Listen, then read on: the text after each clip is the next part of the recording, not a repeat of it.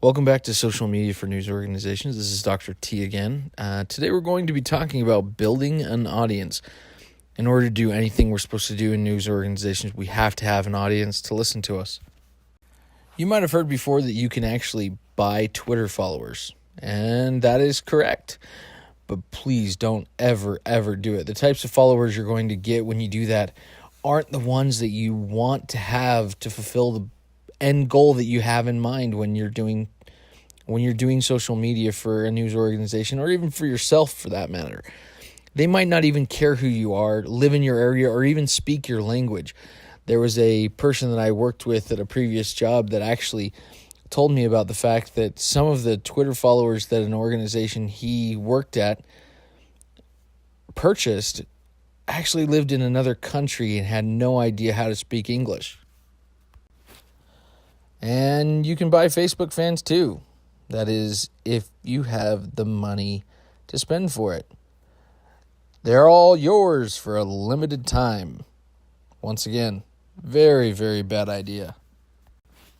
So how do you do it? How do you build an audience on social media? Well, first of all, there is no get-rich-quick social media scheme. However, there are a couple of tips that might help you. First, engage people. This is the real way to get people interested and to get them to come back to you as an information source. Find interesting people to follow and join in the conversation after you listen to them for a while. It's a lot like a party. You don't just show up, run in, and start monopolizing the conversation, and everywhere you go, you come in, you sit, you listen kind of on the sidelines for a little bit, and then you pipe in with your 2 cents and you contribute to the conversation. That's how it should typically work. Another one of the best ways to get yourself noticed, to get yourself out there, is to share other people's work, to interact with their work. They're going to notice if you take notice and if you're taking action on their content. This is one of the fastest ways to build an audience, is through interacting with other people's material. One of the things that I really suggest you do in your own account, as well as for SNN, is to favorite tweets that you think are exceptional, especially with the increased Twitter presence that you're building through this class. You will start to get noticed and you will start to build that audience. And oftentimes when you favorite someone's tweet or you interact with their content, you share their content, you're pretty likely to get a follow back. So share their content. It may seem like a really obvious thing, but it's really important. If you want to have a big audience, you have to have good content. So build that up.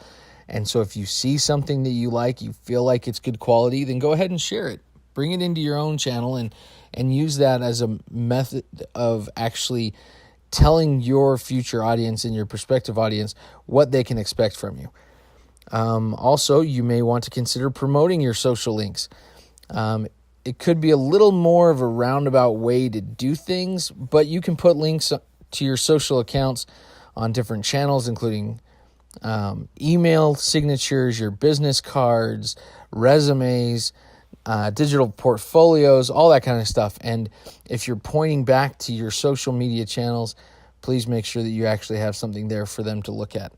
And finally, you can buy Facebook and Twitter ads, though it's extremely expensive. It's a lot different than buying the followers or the likes, which are intended to give the facade and the impression that people actually care what you say and what you do. Buying an ad basically just kind of promotes you and makes your visibility a little bit higher, gives you a little bit more exposure. Driving traffic is often pushed as the main reason to use social media. And for those who push for that, they're almost always disappointed. Even organizations that have a lot of followers struggle with traffic. That doesn't mean that the traffic doesn't come from social media. It does, but oftentimes they have a lot loftier goals than they actually should. It can be the traffic that you get from a site can be great during breaking news, though. But in order to have people look to you during breaking news, you have to build that reputation of credibility. You have to prepare. You can't just all of a sudden say, hey, there's breaking news. Come look at my stuff. And trust me to give you the information you need. You have to build that reputation beforehand so that when that breaking news comes, people think about you and your organization first. It can also be great to build steady traffic to a new site using social media, social media can also drive traffic and should just be one reason for being a social media journalist. The others, branding, marketing, it's a fantastic journalistic tool. It's a great way for you to get sources. It's a great way to do social listening and to find out what's going on in the community around you.